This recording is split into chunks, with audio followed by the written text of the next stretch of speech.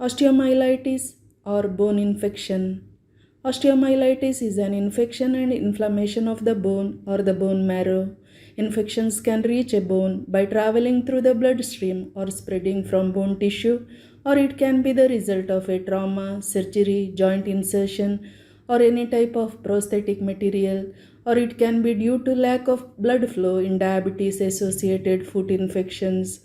It can occur at any age and involve any bone and can be both acute and chronic.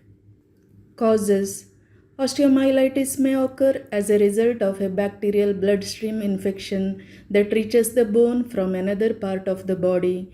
This type is most common in infants and children and usually affects their long bones like the femur or humerus. When osteomyelitis affects adults, it often involves the vertebral bones along the spinal column. Generally, most cases of osteomyelitis are caused because of Staphylococcus aureus bacteria, typically found on the skin or in the nose of even healthy individuals. Germs can enter a bone in a variety of ways, including blood vessels, bacteria in other parts of your body, for instance in the lungs or in the bladder, can travel through your bloodstream to a bone. Traumatic injuries. Deep puncture wounds carry germs deep inside your body and spread into a nearby bone. Surgery. Direct infection with germs might happen during surgeries, mainly during joint replacement or fracture repair. Smokers and people with chronic health conditions such as diabetes or kidney failure are more at risk of developing osteomyelitis. People who have diabetes may develop osteomyelitis in their feet if they have foot ulcers. People with weakened immune system are at a greater risk. This includes people with HIV or those receiving immunosuppressive medications like chemotherapy or steroids, radiation treatment, or people with malnutrition, dialysis, having a urinary catheter, injecting illegal drugs, and so on. Symptoms. The signs and symptoms of osteomyelitis depend on the type. The following are the most common symptoms of osteomyelitis. However, each individual may experience symptoms differently. Pain and tenderness, fever, chills and sweating, purulent buildup in infected bone, swelling and pain, irritability, feeling ill and fatigue, swelling of the ankles, feet and legs, difficulty moving joints near the affected area, difficulty walking, drainage from an open wound near the infected site, chronic back pain, destruction of the surrounding tissue. Sometimes osteomyelitis causes no signs and symptoms, or the signs and symptoms are hard to identify from other problems. This can make accurate diagnosis more difficult. When should you see a doctor? Osteomyelitis is a serious infection of the bone that can be either acute or chronic. It's an inflammatory process involving the bone and its structures caused by pyogenic organisms that spread through the bloodstream, fractures, or surgery. Sometimes osteomyelitis causes no signs and symptoms, or the signs and symptoms are hard to distinguish from other problems. If you experience worsening bone pain along with fever, or if you are at risk of infection because of a medical condition or recent surgery, see your doctor immediately if you notice signs and symptoms of an infection. Diagnosis. Symptoms of osteomyelitis can resemble those of many other bone disorders. Your healthcare provider treating you will first do a thorough history and physical exam that may indicate signs of osteomyelitis. Tests may include blood tests, which might reveal elevated white blood cells and other markers for inflammation that might suggest that your body is fighting an infection. A blood culture may also be done to look for organisms in the blood that may be causing an infection. Imaging tests. An X-ray can reveal bone damage. However, damage may not be visible until osteomyelitis has been present for several weeks. More detailed imaging tests, MRI or CT scan may be necessary. Bone aspirations or biopsies are useful in the diagnosis of osteomyelitis and to determine the most appropriate treatment. In children, these procedures are most often done in the operating room under general anesthesia. During this procedure, a surgeon inserts a long needle through your skin and into your bone to take a biopsy. This procedure needs local anesthetic to numb the area where the needle is inserted. Treatment.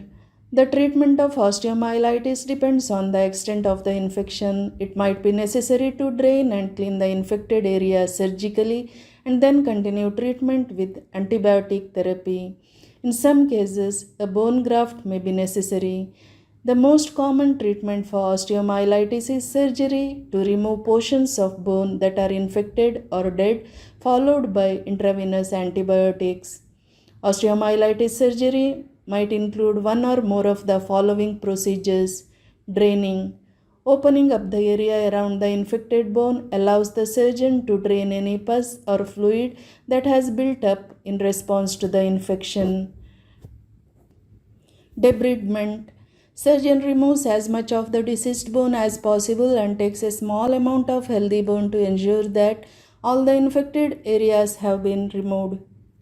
Restore blood flow to the bone. Any empty space left by the debridement procedure may have to be filled with a piece of bone, tissue, or skin or muscle from another part or portion of your body.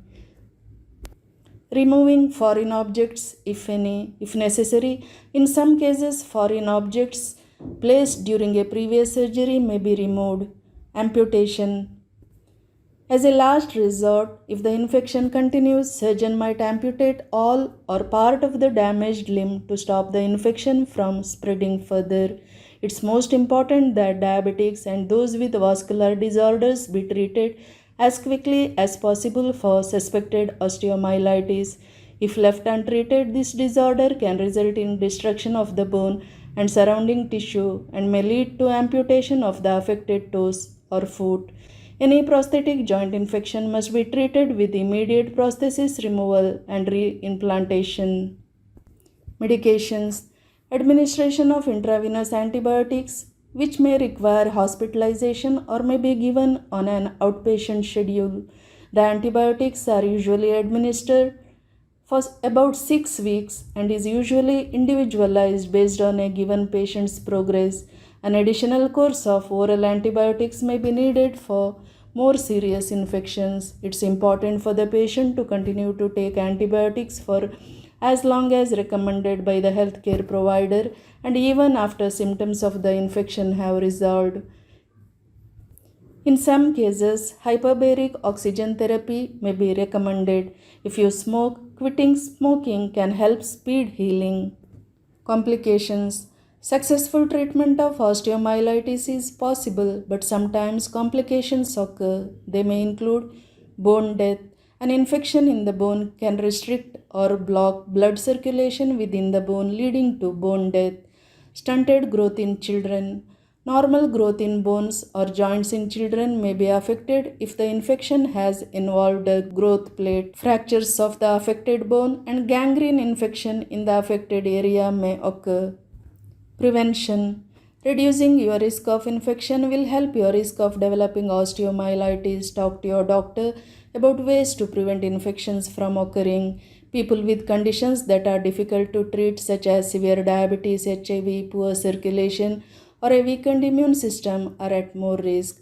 Patients with a weakened immune system should boost immune system by having a well-balanced, healthy diet.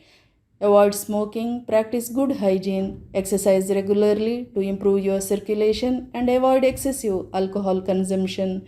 In general, take precautions to avoid cuts, scrapes, and animal scratches or bites, which give germs easy access to enter your body. Any cuts or scrapes should be cleaned at once and apply a clean dressing over it. Check wounds frequently for signs of infection. Thank you.